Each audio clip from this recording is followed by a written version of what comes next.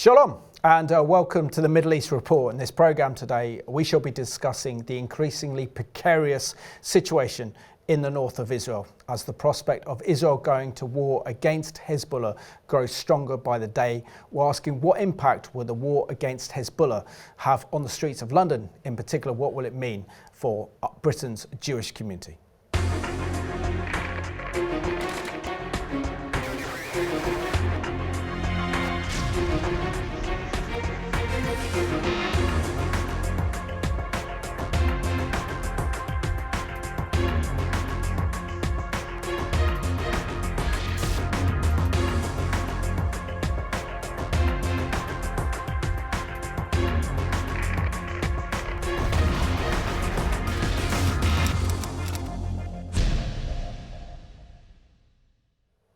Well, welcome. I have two special guests joining me. One very familiar to viewers of Revelation TV, Pastor Tim Gutmann from the Christian Action Against Anti-Semitism. Great to see you again, Tim, and also an Israeli, Itai Galmundy from Enough is Enough. So welcome to the program. And Tim, I'll start off with you. Firstly, Kol hakavod in Hebrew, well done for all the work that you, Haley, and others are doing in mobilising Christian support for Israel, particularly these very important, significant rallies, whether it's raising awareness of the plight of hostages, whether it's confronting Jew hatred in this country, or whether it's defending Israel. You're doing a great job. Do you want to give us an update on some of the activities you've been involved in? Sure, and thanks for having me again. Always great to be here. Yeah, so we see it's such a key time actually for Christians to be active, not to be silent. This is a key time in history. Actually, I'm sure we'll talk about that a little bit more. But this is a time for Christians to make sure they're seen and heard. Now, a lot of Christians, we know this, in the UK would say they stand with Israel or pray for Israel and whatnot. And we say, and our message is, okay, but we need to be seen and heard and felt by the Jewish community who feel alone. So we have done rallies, you know this. We did an amazing march through central London on Yom HaShoah Day. And we obviously have done other rallies and things like that. And we also say to Christians, please support groups like Enough is Enough, be out in numbers, let them know you're Christian and that you're standing with them, hold your banners that say you're a Christian and whatnot. And additionally, we do a lot of education stuff online, teaching and training about historic Christian anti-Semitism with a view always to kind of like inspire and raise up a voice today. Excellent. And Itai, it's an absolute pleasure to have you on the Middle East Report, and you're good friends with Tim. So a very short notice, you end up being on the programme. So it's always a pleasure to host an Israeli. But do you want to share with us a little bit about your life growing up in Israel and what your childhood was like? But I think what's also interesting, particularly for our viewers as well, is to know that your Jewish family come from the Middle East.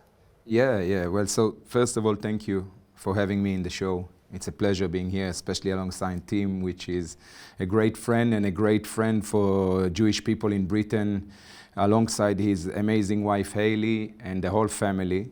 So it's great to be here. In response to your question, growing up in Israel, it's great. It's great.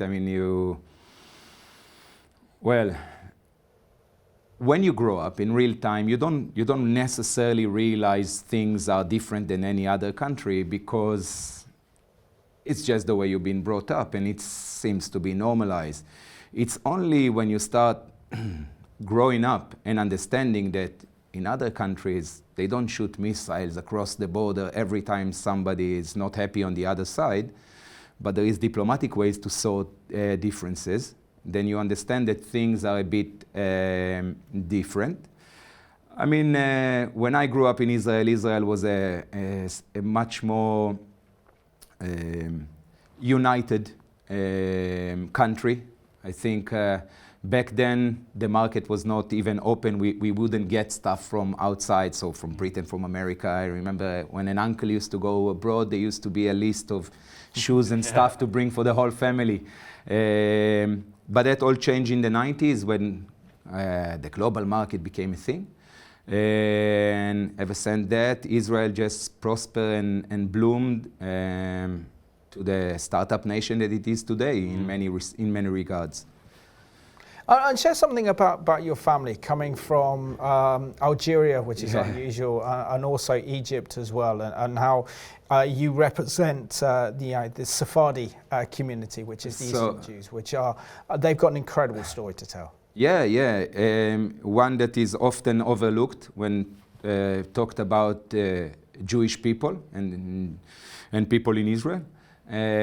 More than 50% of the population in Israel this day is of Sephardic origin, which means Arab Jews, if you'd like. My family came from Algeria, half of it, and the other half came from Egypt. Alexandria in Egypt had a massive Jewish community. Go try and find any of them right now. If we're already talking about apartheid within Israel. Nobody talks about the apartheid that happened in the Arab nations when Israel was established. People like my grandparents and their families lost everything. They managed barely to come to Israel with a suitcase in most chances. Big, successful communities had to run away and leave behind them properties, money, and just come to Israel almost with nothing, only for the sake of coming to the ancestry land. So when people shout at us in the streets of London, hey, you Jews, go back to Poland, go back to Germany, go back to other European nations, not all of us came from there. No. They prefer to omit this detail, because what does it mean if we go back to, can we go back to Yemen, for example? Can you imagine it? Can you entertain the idea of Jewish people coming back to Iraq or Iran or any other place around the Middle East? It's ludicrous. It's the double standards and the hypocrisy. We were talking about this, and actually you see this a lot, that what the Jewish people have suffered in history, the people that hate them, they turn it around. Yeah. So we talked about Israel being the greatest decolonization project in history, and they get called the colonizers. Yeah. They get accused of genocide when actually the genocide and ethnic cleansing happened in Arabic nations country, where your family came from, in the Middle East. Yeah, and it's very much called the story of the forgotten Jews of the Middle East. Yeah, and, this is such an important part of the narrative, because we always hear so much about the Palestinian Nakba and the Palestinian Arab refugee problem, but the world never mentions the Jewish refugees that are coming from the Middle East. And like you say, your family would have fled with nothing more than a suitcase, leaving their businesses behind, leaving their homes behind, leaving their life behind. During the creation of the modern state of Israel. You know, the most amazing thing to me is when we see every Saturday in those hate marches across our capital, people marching with those big keys, placards and stuff. I also started bringing a pair of keys also with me. Because if we're talking about what you guys, if we're living in La La Land and we all can demand whatever we want, then I want my property. I want my grandparents' property in Algeria. They had a very big cafe and a shoe factory. I want my properties in Alexandria. We want properties that were in Yemen, in Iraq. We want them back. Because if that's the standard that we are, if that's the threshold. And Tim, I know you developed a good friendship here with Itai, which is wonderful, because it's so important that we build friendships with our Israeli friends and to show them they're not alone. But share with us your experience of being in the streets of London and some of the hate that's been directed your way from the pro-Palestinian mob. Yeah, so we were chatting earlier, and actually the early months of those marches, there were so many anti-Semitic placards, chanting, they're shouting Intifada. We were saying week after week, this chant from the river to the sea is genocidal. People knew it, but they kept on doing it. Why? They're trolling us. Personally, I've been shouted, somebody came up to me and yelled a swear word, the Yids, which was anti-Semitic. My wife, Haley, got told to go back to Poland. We spoke about that earlier. And actually, when they go by, I've seen ladies, middle-aged ladies being threatened to be murdered.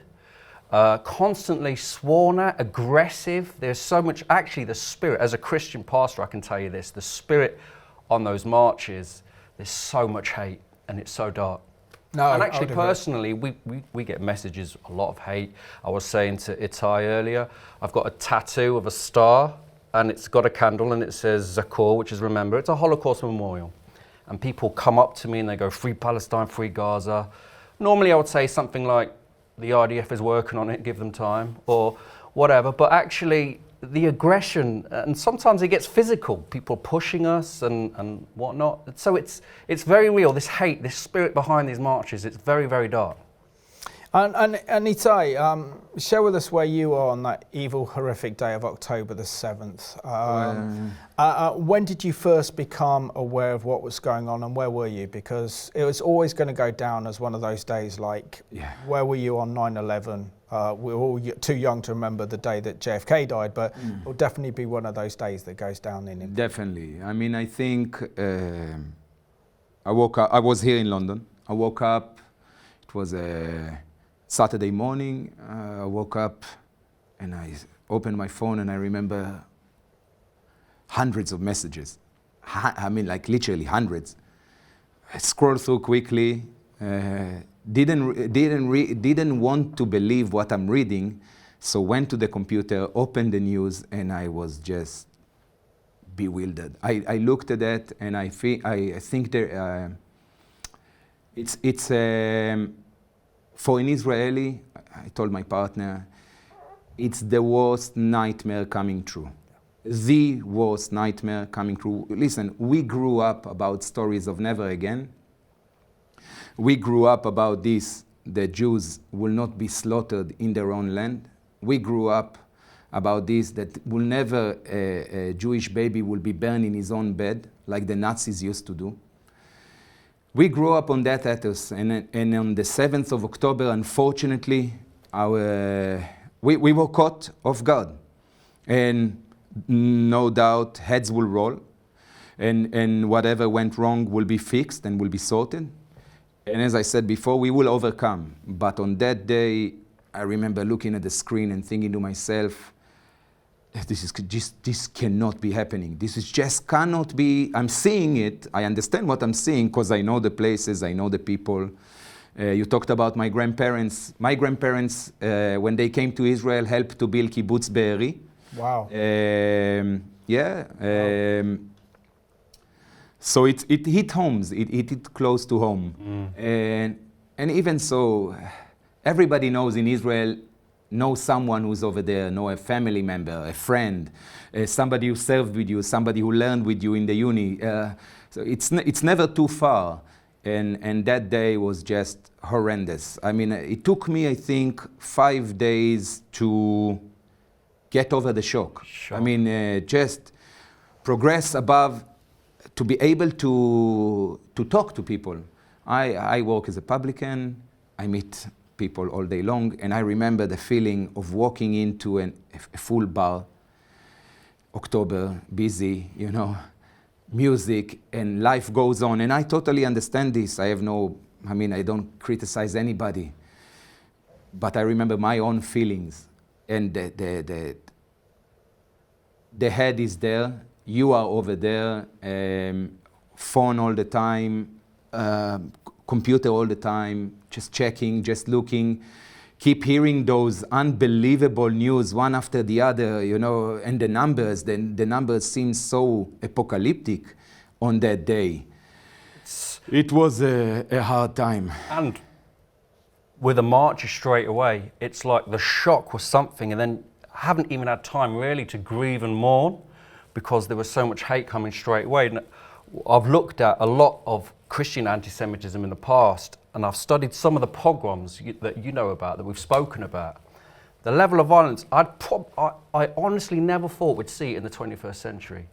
And then after October the 7th, the level of violence and hatred, it was pure evil. And this is weeks before the Israeli ground incursion into Gaza to take on Hamas. So this is when the Israeli IDF were doing the mop-up operation after taking them 6 hours to get down there.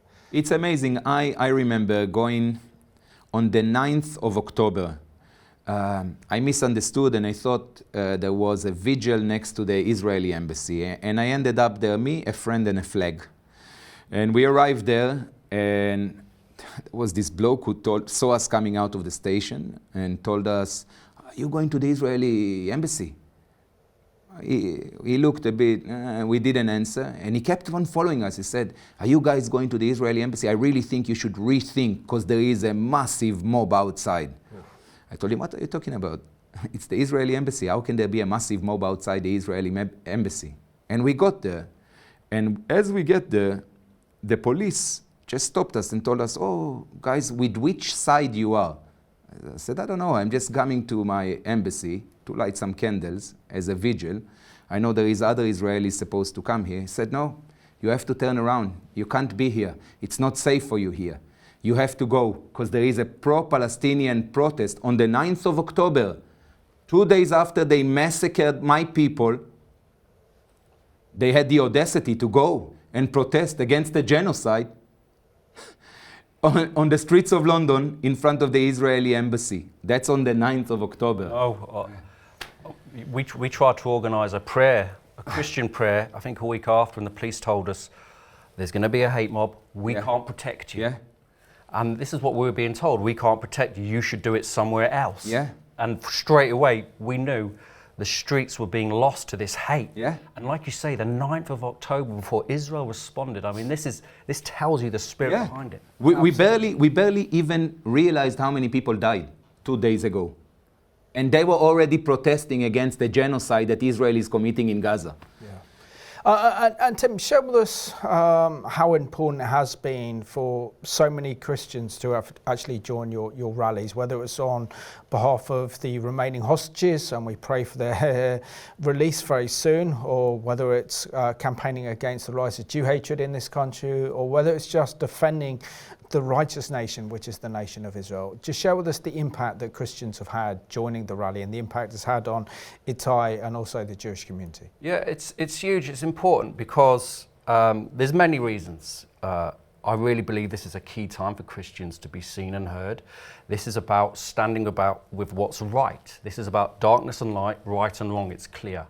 Now, Christians traditionally, we don't like going out on the streets because we think we don't protest, we just pray.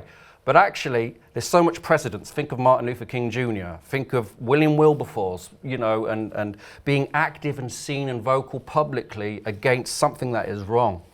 This is a time, because when we have done this, and when we've had Christians among the Israeli or Jewish organized events, every single time, I kid you not, people have told us how much it touches us, touches them that we're there.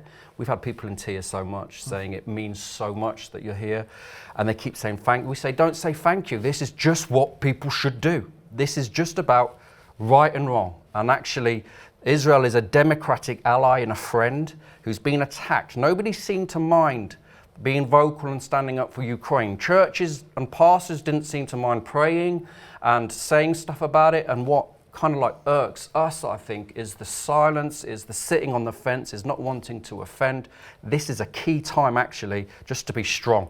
This is clear, it's right and wrong. Yeah, and Itai, show us how you set up this grassroots movement called Enough is Enough, and so share your experiences of the horrendous, I mean, they are literally horrendous, the Palestinian mob, their rallies. It's very reminiscent of the 1930s, Nuremberg rallies, a similar sense of evil, absolute hatred in their hearts towards the Jewish people in Israel. You can feel it's tangible, and I've never experienced anything like that in my life until you come face to face with it. So before I'll answer your question, if you don't mind, I want to touch on what you told. What you asked Tim. When I met Tim and Haley, I was gobsmacked by how much they do for Jewish people, for Israel, and I can tell you, we just talked about how I felt after the 7th of October. Meeting people like Tim and Haley restored my faith in the silent majority, restored my faith in Christian people and in people standing up to what is right, because like Tim just rightly said, this is the right place to be. This is historical days, as we mentioned before, and history will judge us according to what we all did after the 7th of October, and when it comes to this fight between radical Islam and Judaism for starts, but the West and the democracy in general, and westernized ideas in general. And I believe that people like Tim and Haley, for all the work that they do, and the fact that they manage to bring so many Christian people to stand alongside us without being afraid. You mentioned the march on Yom HaShoah, which was an amazing, uplifting. I know it's hard to say about Yom HaShoah uplifting, but it was that unison between Christian and Jewish people marching together for a right cause is something that really uplifts the spirit, not just of myself, but I'm sure everyone who was involved with it. But it's so in so many other instances, if it was in the rallies, groups like the Christian Action Against Anti-Semitism and Our Fight, who are people from this land, who are Christian, who wants to do the right thing, who wants to do the right, to stand on the right side of history, are super important for us, because it's our back in a way, you know, it backs us up. I mean, I'm an Israeli and a Jew. I love England and I love the UK, and that's why I live here. But at the end of the day, if push comes to shove, I'll be on the plane back home to Israel, I presume. But for the Christian in this country, which is still a Christian country, there is no other home. This is home. And you need to stand up for your home, because sometimes the minority that you're trying to protect is not a minority anymore, and it's not playing by the rules that we set out in the democratic life that we are living, and it doesn't work under the standards, Western standards that we all live. So it's time to stand up, even if it's uncomfortable.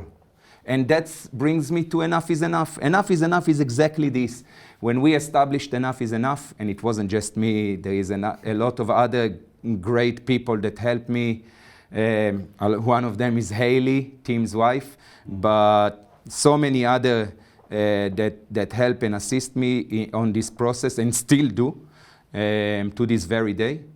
It's because we were fed up. We were just fed up of weekly example of Jew hatred and Israelophobia to a level you mentioned that you never seen. I grew up in Israel. It's almost like a safe haven for Jews. You don't come across anti-Semitism very often growing up in Israel. What I've seen displayed on the streets of London since the 7th of October is the motherlode of anti-Semitism, the motherlode of Jew hatred.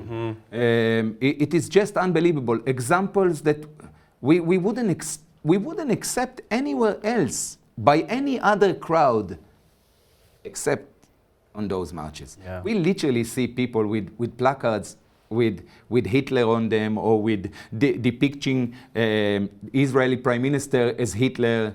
And that's okay, because it's all contextual. You can call for the annihilation of a sovereign state, of a sovereign country in the streets of London, because apparently it's contextual. Unbelievable. What you cannot do is you cannot say to a pro-Palestinian protester that is covered head to toe with a kafir that he is a terrorist. You cannot say that he reminds you dark times in other minorities' histories, such as, I won't make the analogy very obvious, but if you find yourself needing to hide behind a kafir to protest for what you believe is right, then you should examine everything you're protesting for. So common, the kafirs. Yeah. And Tim, we need to talk about the situation, because we know what impact Israel's war against Hamas in Gaza has had on our streets, whether it's London or Manchester or Birmingham or Glasgow or Cardiff. The impact has been immense. We've seen a level of Jew hatred that we have not seen since the Nazi era, going back to the 1930s with the rise of Hitler and the rise of fascism. But sadly, it's so tangible today. But we have to look at the situation in the north as Israel mops up its military operation in Gaza against Hamas, that the war could then move on to the north. What is your perspective on the precarious security situation in the north, and knowing that Hezbollah, which is the Islamic terrorist proxy, like Hamas, a genocidal terrorist organisation that wants Israel's destruction, have been ever since October the 7th, been firing hundreds of rockets and missiles into Israel? Yeah, listen, obviously I'm not a military strategist and I'm not Israeli, but as a British person, as a Christian who loves Israel and loves the Jewish people, something needs to be done. There's 80,000 people without a home, without their home. They're firing rockets at the north. They're causing fires. They're constantly threatening this and that. Something will have to be done eventually. And the ramifications of that we'll feel it in this country after what happened on October the 7th. We'll feel the hate on the street again. I did an event in Glasgow, CAAA, and we gathered some Christians and some Jewish people, and then I had a Holocaust survivor on the platform sharing about how it reminds him of the 1930s. I'm just touching on this because you said that. I kid you not, somebody walked by and yelled at the Holocaust survivor, genocidal beep. At a Holocaust survivor, sharing with tears in his eyes about how it's reminding him of the 30s. Something needs to be done about Hezbollah, that's obvious. 80,000 people, they need their homes back. Israel needs to protect its borders. Israel is strong, the Jewish people are strong, and they will protect their borders, and rightfully so, and these people need to go back to their homes and their communities. And the thing is for us in this country, how do we respond when it happens? Logically, when a friend, a democratic ally who's been attacked in this way, defends itself, they should feel the support of everyone in the street. But as I said, something needs to be done about Hezbollah. What will happen on the streets? I hope, I pray it won't get worse, but it probably will. No Jews, no news, there's double standards, bring back our girls unless they're Jewish, me too unless you're Jewish, they're capitalists, they're communists, they're rich, they're poor, they're stateless, they got a state, they can't win. So this is a time for us, we've said it many times, you and I, Simon, this is a time for Christians to really be... And Itai, sadly, isn't the forgotten story the plight of the Jewish communities, not only in the south that have to evacuate the homes, but also in the north? Over, I think it's in the region of 83,000 Israelis have had to evacuate from the north in fear that the north could face a similar October the 7th attack from Hezbollah. Yeah, I think you're absolutely right. I think that it's not nearly enough mention about it in the general press. Everybody takes it as a daily thing that Hezbollah just shoot however many rockets they see fit on a daily basis, and they hit communities. Well, they hit structures of communities that are not there anymore because they cannot be there for the last 10 months. And we all think that this is some kind of a normal occasion the international community accept it as if it's a normal thing to do. I just want to remind everyone, there is no war between Israel and Lebanon. That's right. Exactly. There is no war. The Lebanese army of a sovereign state, Lebanon, is not involved in all this hoo-ha. What we have here is, again, IRGC proxy, because I don't like to use the word Iran, but I like to use the word IRGC because it describes exactly who are those people. The Iranian peoples are friends of the Jewish people. It's really important to make that distinction. Absolutely. The IRGC is anything but friend, not only to the Jewish people, also to the Muslim people that are not very much friendly. So when you have a proxy of them sitting on your border and behaving as if they have a country which they can do whatever they want with, they can shoot. And as we mentioned earlier today, August 2020, a massive explosion in Lebanon, warehouses of ammunition that belongs to the terror group Hezbollah, and the international community, silent. not a word, not a word. Brought down a country completely to a standstill, Lebanon, created a devastating effect, economical effect on the people of Lebanon. So if you ask me, yeah, the 83,000 Israelis that cannot go back to their communities, this is a crime, definitely. Absolutely. But what about the crime that the Hezbollah is committing against their own people? The same as Hamas committing against their own people. But what do we hear from international community about this? Total silence. If there is no Jews, there is no news. Sadly, that's very tragic, but we also need to educate ourselves regarding the danger posed by Hezbollah. And we have this excellent video produced by the IDF that looks at who's behind the flag, and that's the flag of Hezbollah. Have you seen this flag around lately? Do you recognize it? Do you know what it stands for? This is the flag of the Hezbollah terrorist organization, a Lebanese militia funded, trained, and controlled by Iran. Founded in 1982, it's been led by Hassan Nasrallah, its Secretary General, since 1992.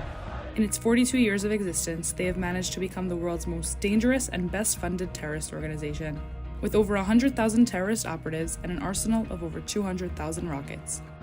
But Hezbollah doesn't just want to eliminate Israel. They've repeatedly claimed that their end goal is to completely eliminate the US and the West. Hear it from them. وأنا بجاوبك مش المعركة مع إسرائيل. إسرائيل هي عبارة عن أداة تنفيذية. المعركة الأساسية والحقيقية هي مع أمريكا. Recently, many of these flags have made appearances around the world, used as a facade to whitewash Hezbollah. But just remember, the next time you see someone with a Hezbollah flag, that the only thing this represents is terrorism and death.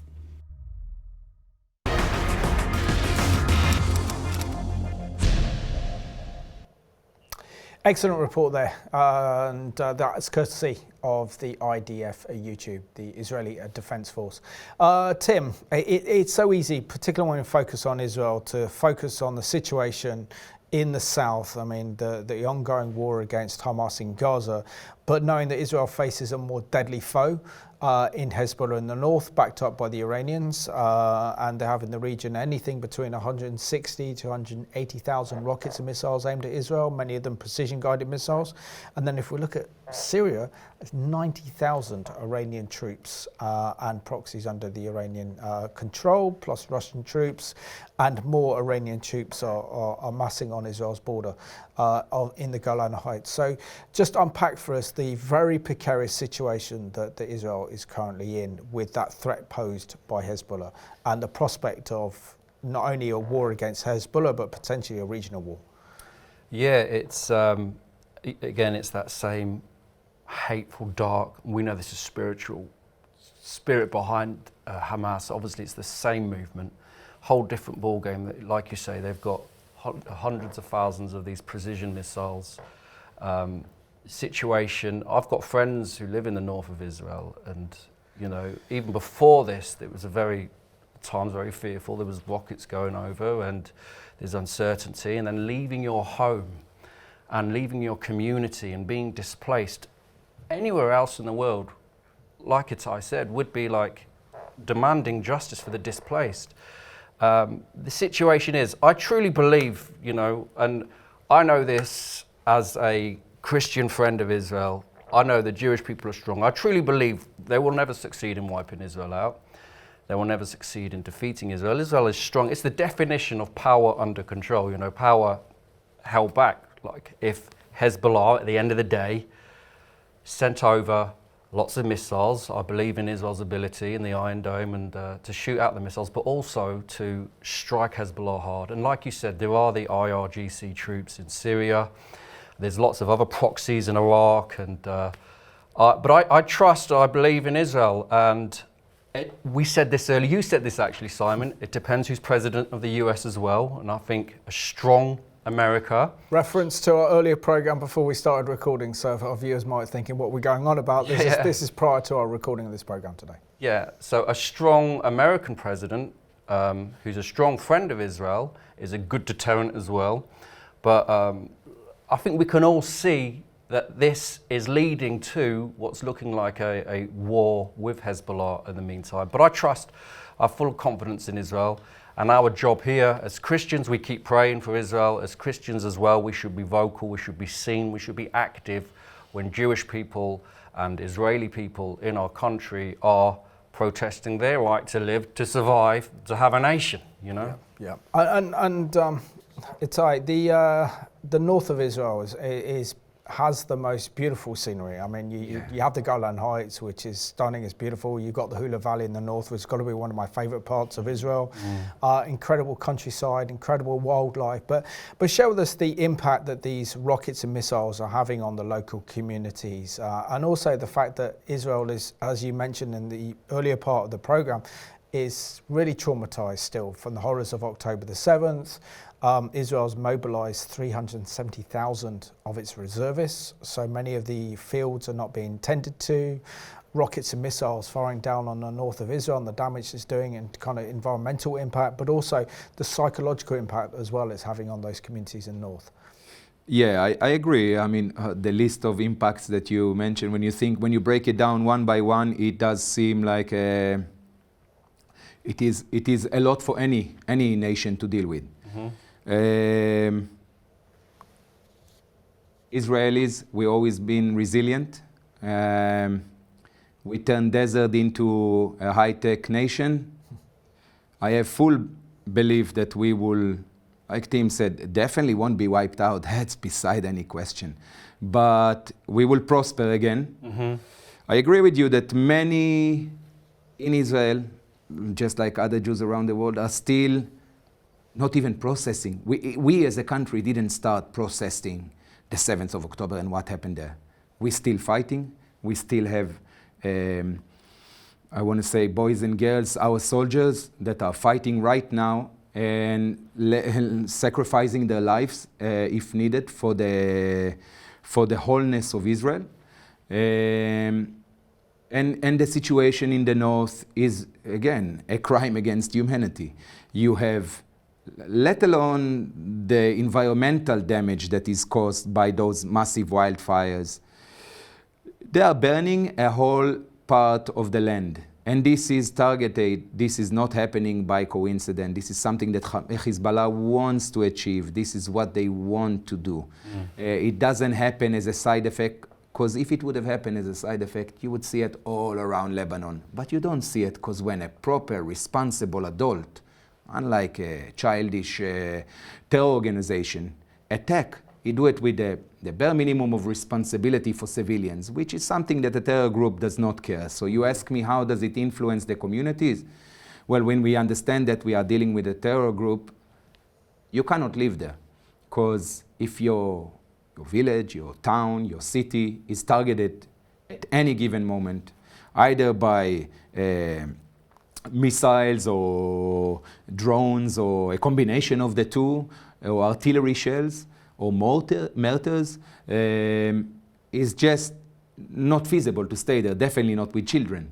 So you have to uproot your family and you leave your house there. But the tragedy is twice. Once they uproot you, second is your house, which is all your life, with all your memories inside, is stay there. You cannot take your house. So people living in hotels and other family members, but they're worrying about their house. Your house is your fort, they say. Yes. And you can't guarantee the safety of it. And nobody can guarantee the safety of it. I mean, except the IDF, air control, and the Iron Dome. They're doing their utmost, but there is always devastation that's happened. I think that an operation against, again, I am no spokesman for the government of Israel, neither for the IDF. I can only give my personal opinion. And I know that many Israelis do expect a retaliation in the north, because the situation which we are facing, where there is, you said it yourself, hundreds of thousands of laser-guided missiles at the ready, it's not something that we can accept. Neither any other country around the world would have accepted this. Come on. If, let's say, tomorrow from Wales, for example, somebody would have shoot, but I don't want to mark we love Welsh people, we love Welsh people, but it's just an example. If somebody from X territory would have shoot at London, we wouldn't be sitting here having a theoretical discussion about what is the proper measurement of response for it, because we would all say, and we will be well within our rights, if someone attacks you, you eliminate the threat. And that's what should happen in the north of Israel. That being said, as we all know, Israel is still grieving and still processing the 7th of October. So to ask the Israeli people right now to make a massive sacrifice, and it will be a big sacrifice, because as you said yourself, Simon, Hezbollah is a whole different foe to Hamas. They are well trained. They have fighting experience in Syria. They are well funded. They are well organized. They took over a country, as we mentioned before, and they are ready. But the IDF is smart and resilient and can come up with solutions to any problem. We keep teaching the world how to conduct military operation with precision on one hand and care for civilians on the other hand, and while still getting the results. The head of West Point himself, the American Academy, speaks about the IDF operations in Gaza as world leading. So I'm sure we will find, if I would be Nasrallah, I wouldn't be sleeping too well tonight, or any other night for that matter. That's very true. So let's have a look now at the destruction and the devastation caused in the north of Israel, not only to those precious communities, but also to the wildlife as well, which is causing wildfires to go out of control. So let's have a look at this excellent report put together by our friends at CBN. Since the almost daily barrage began, life here is a dangerous and potentially deadly place. Noah and Ner Baranes died in a rocket attack July 9th, leaving behind 3 children. They're among dozens of civilians and soldiers killed by Hezbollah. Now, most communities along the Lebanese border stand nearly empty. Another casualty is the land itself, due to wildfires created by the combination of rocket fire and dry summer conditions throughout northern Israel, the Galilee, and the Golan Heights.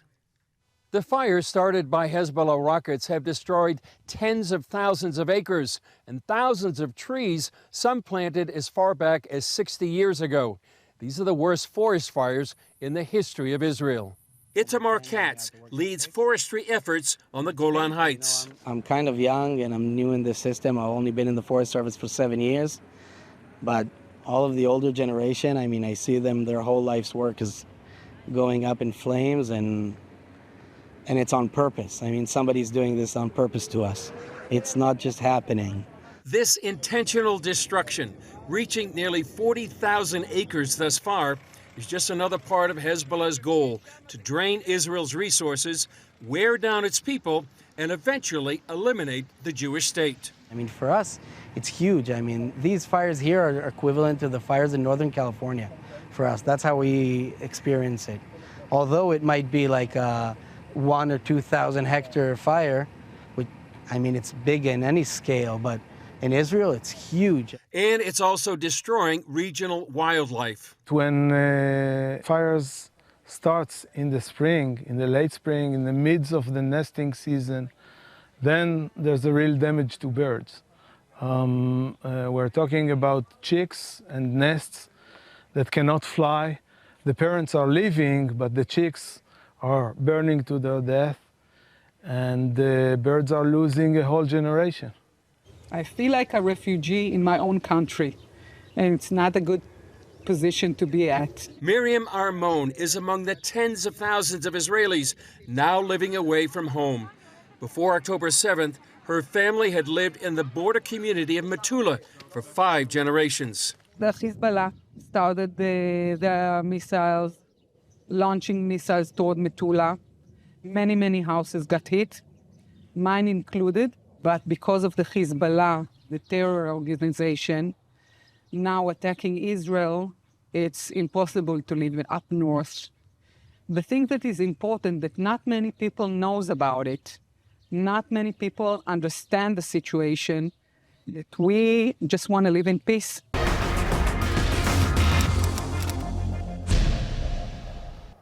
And that news report there by our friends at CBN, so important, so critical to give a different perspective, particularly on Hezbollah's war against Israel and the impact it's having environmentally with the wildlife, with the wildfires that we will not hear reported by our mainstream media news outlets, which is so important. Tim, I mean, back in February, I had the opportunity to meet representatives of the communities in the north of Israel, and many of them are saying that they don't want to leave their homes. One particular town was sheltered by the mountains, so they knew that they could stay there because they weren't in the range of Hezbollah rockets and missiles. But many of their children have had to go to the south of Israel or to central Israel where they're away from their families. It's disrupted their schooling because they don't feel safe to have their children up with them.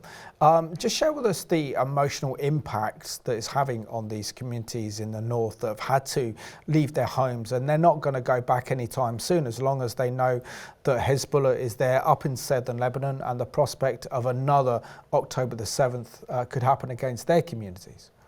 It's the impact, the emotional impact is obviously huge. You know, if you're separated from your children, or if you're a child and you're not in your home, we know what that's like, or you can imagine what that's like, and not being in your everyday environment that you're used to, your school, you know, your normal routine. Everybody deserves that. That's a basic human right, right?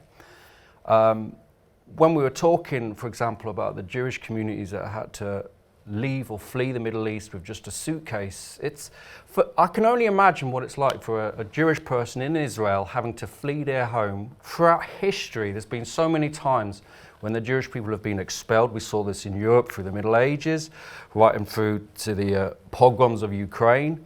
And today in Israel, they're having to leave their homes because of another genocidal threat from a genocidal terrorist organization. The impact, the emotional trauma is huge. We can't underestimate that. So many times in history this happens, and I think the cruelest thing, and you mentioned mainstream media, I think the cruelest thing is silence from Israel's so-called friends, and silence from people who don't want to be seen to do something or too weak or whatever. I think actually we need to show strong support, strong love, strong understanding, and be strong vocal and public support as well. Yeah. And Itai, we know that Hezbollah are igniting the flames of war, and we can see this has gone on ever since October the 7th. We also had an incursion by Hezbollah on October the 7th, but also we have the fact that it's the Iranians that are the master puppeteers in all this. They are pulling the strings of Hamas, they pulled the strings of Hezbollah, and now also the Houthis as well. And the Iranian regime has said that if Israel attacks Hezbollah, then Iran will launch out a full-scale offensive against Israel on multiple fronts. For our viewers to understand the security situation that Israel's facing, we know that Israel is stronger than her enemies, and she has the God of Israel to protect her. I would be more fearful in Tehran than in Tel Aviv, knowing Israel's history and knowing the Jewish people and knowing Israel. But still, we have to deal with the reality is that this could develop into a regional war. Your thoughts?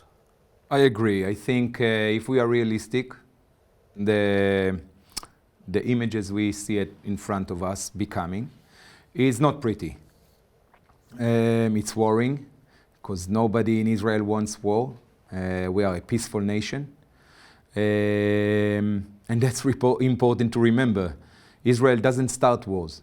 Israel just wins them. Mm-hmm. Look, we know that Islamic fundamentalism is the reason for the problem we are facing since pretty much day one of the establishment of the country of Israel.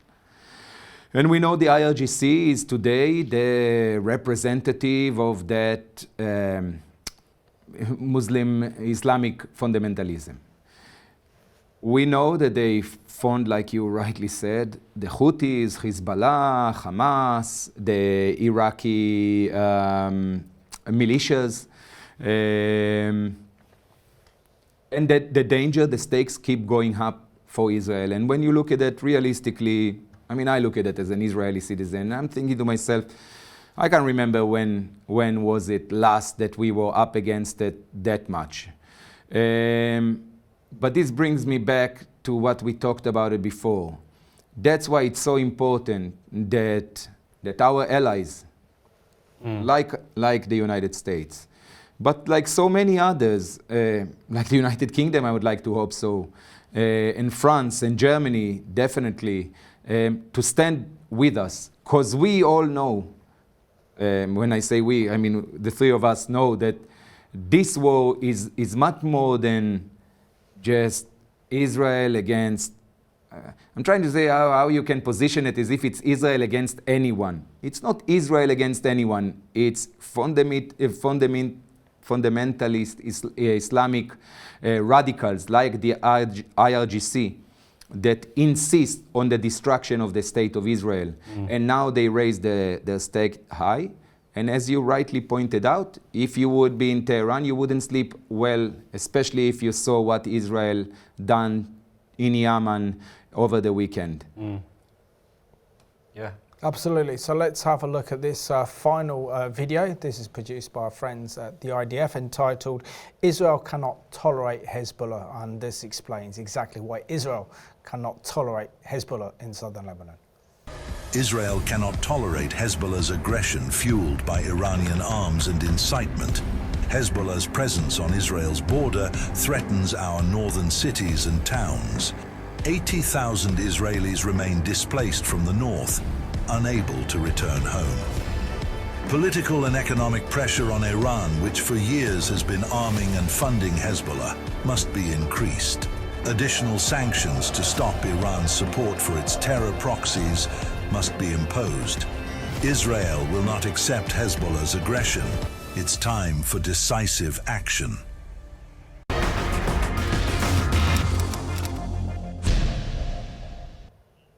And Israel didn't start the war, but they certainly will finish it. Tim, we come down to 5 minutes of the programme, and maybe one of the purpose of doing this programme is to see that we've seen the hatred generated on our streets and the vilification against Israel, the rise of Jew hatred as well. That's gonna just increase tenfold, if not more, if Israel goes to war against Hezbollah. But share with us how Christians have to be prepared now to really stand with the Jewish community who will face the backlash here from the Palestinian hate mob. Exactly. I mean, we've said it before, it's a key time. Listen, Israel once again fighting a defensive war and yet accused of being the belligerents. Israel once again doing everything to avoid civilian casualty, ringing people up, literally giving people warning and creating safe zones, being responsible for people's water and food. Internet expected to do this when no one else would be expected to do this. Israel being painted as the genocidal. Israel, the Jewish people that have faced genocide so much in their history. There is so much lies, hypocrisy. We can see this. As a Christian, this is wrong, this is dark. Christians have to be at the forefront in our nation. And it won't stop with the Jewish people. And I don't say that very much because I think we should stand with Israel, stand with the Jewish people because it's right.